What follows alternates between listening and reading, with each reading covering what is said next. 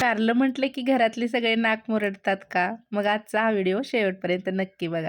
आज मी अशी मसाला कारल्याची भाजी बनवणार आहे, जी इतकी चविष्ट होते की कारलं न आवडणारेही आवडीने खातात. आणि सर्वात महत्त्वाचं म्हणजे कारल्याचा कडूपणा कमी करण्याच्या काही सोप्या ट्रिक्सही मी या व्हिडिओमध्ये शेअर करणार आहे. चला तर रेसिपीला सुरुवात करू. मी इथे फिक्कट हिरव्या रंगाची कारली घेतलीत.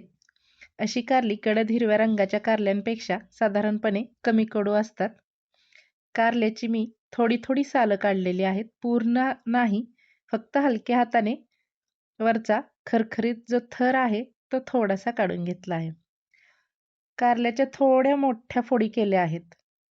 तुम्ही चकत्या किंवा छोट्या फोडीही करू शकता. आपण भरलेलं कारलं करत नाही, त्यामुळे फक्त मोठ्या मोठ्या फोडी करून घेतलेल्या आहेत. आता कारल्याचे 2 भाग करून आतल्या बिया चमच्याच्या साहाय्याने काढून घेतल्या आहेत. यामुळे कडूपणा कमी होण्यास मदत होते. आता ही पुढची स्टेप अजिबात स्किप करू नका, कारण इथेच कारल्याची चव बदलते. सगळी कारली एका भांड्यात घेतलेली आहेत. कारल्याला 2 ते 3 चमचे मीठ लावलेलं आहे. बाहेरून आणि आतून मीठ लावून हलक्या हाताने मिक्स करून ते 3 ते 4 तास बाजूला ठेवलं आहे.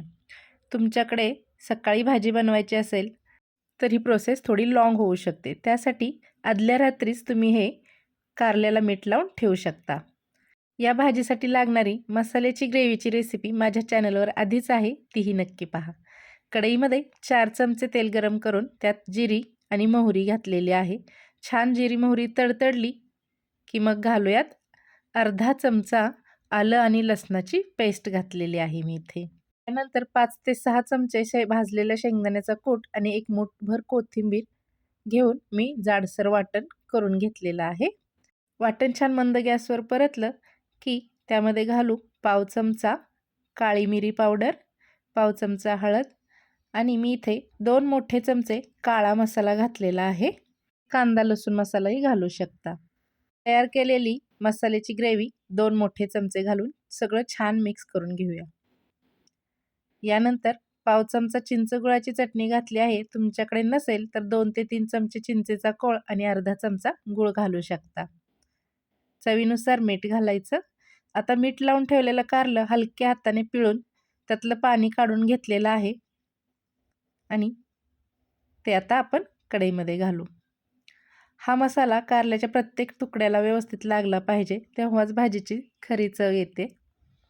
मध्यम आचेवर कारलं मसाल्यात छान परतून घेऊया. बघा आता मसाल्यातून हलकंसं तेल सुटायला लागलेलं आहे, म्हणजे मसाला छान शिजत आहे. यामध्ये मी कडकडीत उकळलेलं 1 मोठा ग्लास भरून पाणी घातलेलं आहे. छान मिक्स करून घेऊया आणि झाकण ठेवून 8 ते 9 मिनटं मंद गॅसवरती भाजी शिजवून घेऊया. मध्ये मध्ये हलवत राहायचं आहे ही भाजी आपल्याला, जेणेकरून ती तळाला लागणार नाही. आता 8 ते 9 मिनिटांनी भाजी छान शिजलेली आहे. पाणी पूर्ण आटलेलं आहे. मसाला पूर्ण प्रत्येक कारल्याला लागलेला आहे. बघू शकता किती सुंदर असा मसाला लागलेला आहे भाजीला. आपली खमंग मसाला कारल्याची भाजी तयार आहे. मसाला प्रत्येक तुकड्यावर छान कोट झाला आहे. अगदी कमी साहित्यामध्ये इतकी सुंदर भाजी तयार होते. चवीला तर एकदम अप्रतिम. कारल्याचा कडूपणा खूपच कमी होतो आणि भाजी खूप स्वादिष्ट लागते.